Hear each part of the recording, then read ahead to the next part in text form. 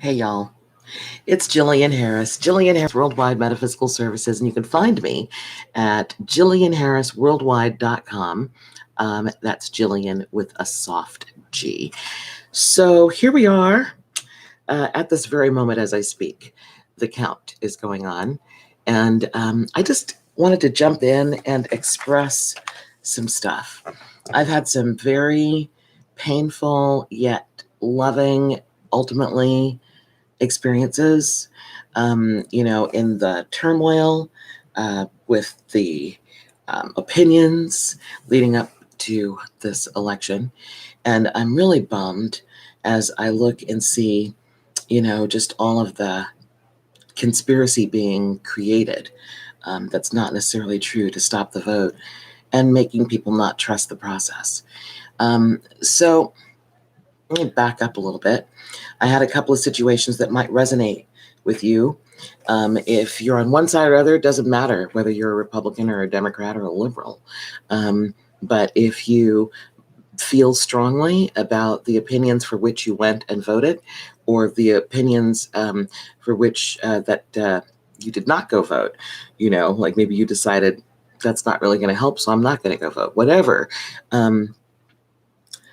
If you feel that strongly, and then there's an opposite opinion, I'm feeling like you may have bumped into situations like a lot of us have, where, gosh, friends are being unfriended on Facebook. Again, the first time I did a live, I don't think I did it even live, but I did a vlog on Facebook. First time was in 2016, and it was right after the election, and friends were being unfriended. They were undoing each other. And I said out loud, I said, why don't we go for some understanding? Like, what would happen if we talked to each other to really try to understand? And 4 years later, I'm saying the same thing all over again. I don't have any children, and it is not because I ate them. There are all these crazy lies coming out, I guess, about both sides. It's really crazy. Like when I hear Republicans say, oh my God, the Democrats are lying and they're cheating and they're misrepresenting. And I'm like, oh my gosh, that is exactly precisely what we feel about the Republican side.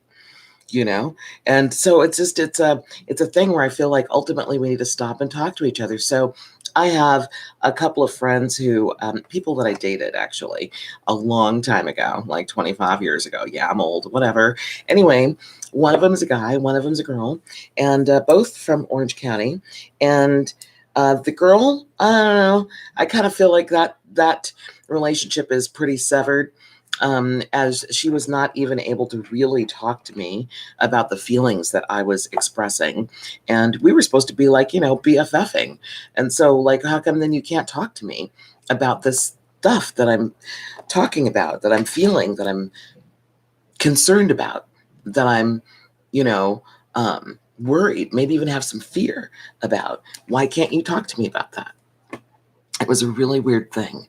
I don't really want to get into that again, but I just want to say, wow, what a huge disappointment. I dated this person. So I did not expect that, these decades later, I find out this person has no real understanding, or can't even hear me, can't feel me, because she does not have to experience what I'm feeling because she's a different color. She's white. Okay, I'm going to just say that.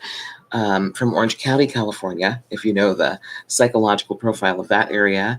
So I guess that she just can't relate and can't even like discuss with me, what I was talking about. Not going to go deeper right there. Then the other one, the fellow who actually I dated right after this woman. And that was a long relationship with him, like 3 years. We tried to make a baby, everything. Well, that didn't work out. And so now, decades later, we're still friends. And he's still in Orange County. And I actually called him to say that I was really digging target sports. I'd gone shooting a couple of times. I'm getting ready to get my bow and arrow and whatnot, and I'm excited about that. And I just wanted to share that with him because I knew he was into that sort of thing. But boy, did we like have it out. And that just like ended so terribly. He wanted to talk about it. He's like, why do you guys think that number 45, I still don't say his name, but number 45 is a racist? Tell me, why? And so then I list a few things. Oh my gosh. And I kept saying, you know what, let's not talk about this.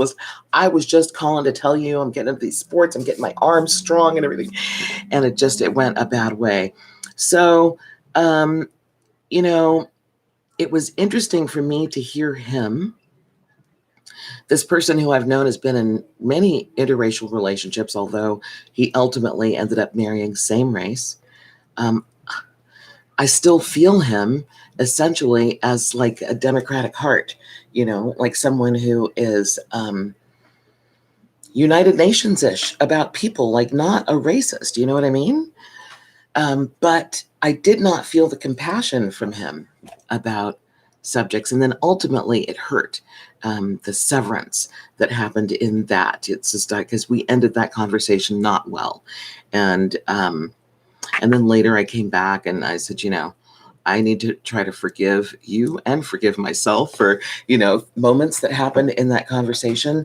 And so that was my beginning of just like trying to say to somebody on the other side, we have to let each other coexist with these different opinions. And at the same time, I do kind of want to understand, but between me and him, I'm like, let's just never talk about it again. We have talked about it. The words have come out. I wish that, I hadn't heard it that way. We've got a real big problem. And his concern was the First and Second Amendments. He really feels that Democrats are taking away his freedom of speech and his freedom, right to bear arms.